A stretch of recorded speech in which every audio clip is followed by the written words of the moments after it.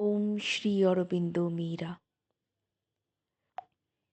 We are reading from How Do I Begin?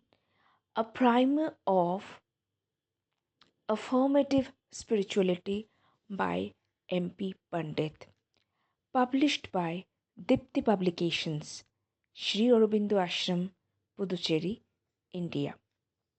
Chapter 6. Study. Once you choose the spiritual life, it becomes important what company you keep, for each person carries his own vibrations and they correspond to his type of life, his thoughts and feelings, his doings, his consciousness. They may be good and helpful or not good and therefore unhelpful, if not positively harmful. There are those whose atmosphere vitiates spiritual aspiration.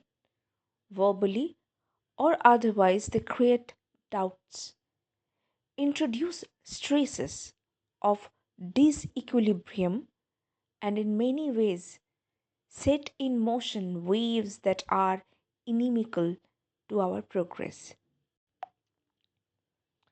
You need to be vigilant and avoid the company of such people. There are further some who are like vampires. They suck your vitality and leave you tired, dry.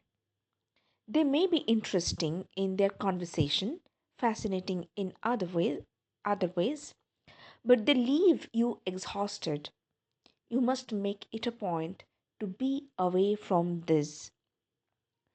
You would ask what is to be done where it is not in your hands to avoid them.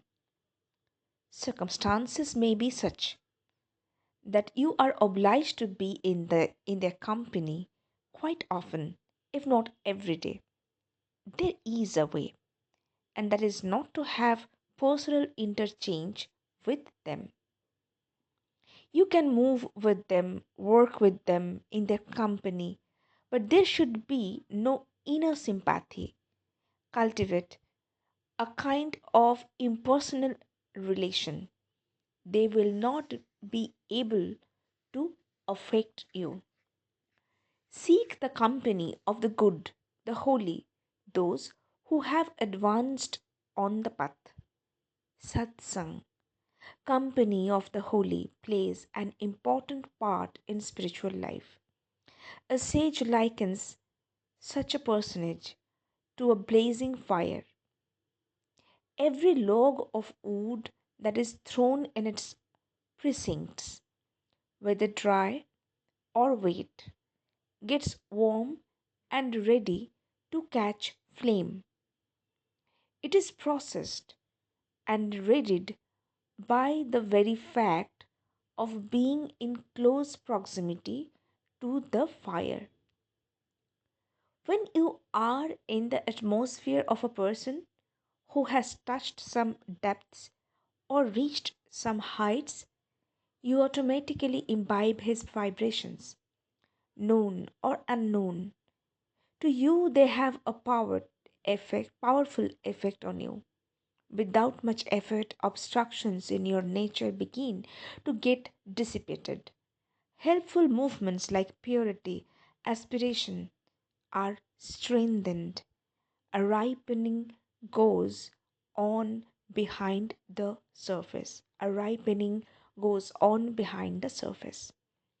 Where do we get such saints and sages whose very company acts as a catalyst, you will ask? True, there are not too many these days, and it is not always practical to search for them. But such satsang need not be sought necessarily in a physical sense. There are books containing the writings or utterances of such God realized persons, and they are full of their spiritual vibrations.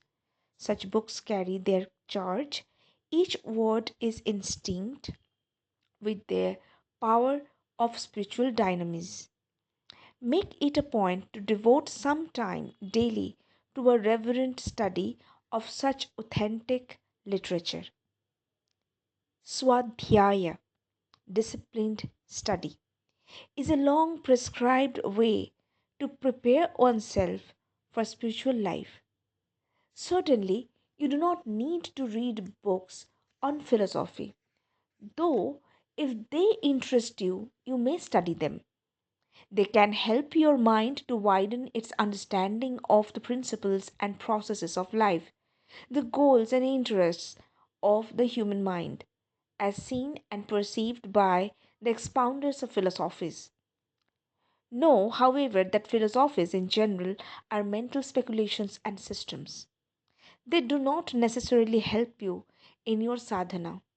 On the other hand, if you take each philosophical dissertation as gospel truth, you may get confused, or you may know many philosophies and rest there in the smug belief that you have arrived. What you want is experience, not theory. So give preference to books on spiritual practice, yoga, sadhana. Choose books that are an authentic record of the experiences and utterances of those who have attained to the divine consciousness. Choose, as far as possible, books that are related to the ideal you have chosen, the path you tread. For as you know, there are many paths. There is the Advaita, non dualism, Dvaita, dualism, Purna Advaita, integral realism, and so on. The disciplines and the philosophies of each differ. Keep in mind their different starting points and their different goals when you read their treatises, and take in only what helps you in your line. It is best first to study the writings that relate to your chosen path, and only afterwards look into others in order to get an overall view and widen the mind. To read what those who have gone before you have said has many advantages. You learn the steps, you stand warned of the pitfalls, you get a map of the route, so to say. You know the meaning of experiences that may come along the way. You benefit by their experience. You live in their atmosphere. The more you study them, the more you are prepared to walk on the same road. You get many indispensable hints that help you to advance quickly. Do not try to understand everything at once. The mind has difficulty in grasping things that are truly beyond it. Your mind must learn to be passive and let the knowledge enshrined in the books grow on you. Read once, read twice, read thrice. You will begin to understand more each time. Not all books of a spiritual nature can be understood by the mind. The mother speaks of understanding by the heart. Keep that in mind. There are works that can, when approached in the right spirit, take you straight to the destination. They are magazines of spiritual power and light. Sri Aurobindo's Savitri, the Mother, the Gita, the Isha Upanishad are instances to the point. There are others too. You have to study them with humility, devotion. Treat them not as literary productions but as personalities with an enduring impact on those who come to them. Of course, it is not enough to read and know. It is required of you that you practice what you read, put it into your daily life. Oriented your thinking and feeling in terms of what you read. Do not try to read too much. Read quietly and slowly, as much as you can digest. Note the main points of what you have read, either in the margin or preferably in a separate notebook. Include a brief recapitulation of these points in your nightly look back on the events of the day. As you make this a regular part of your daily program, you will find that this reading gives you a spiritual nourishment that gives tone to your whole day. Om Shanti.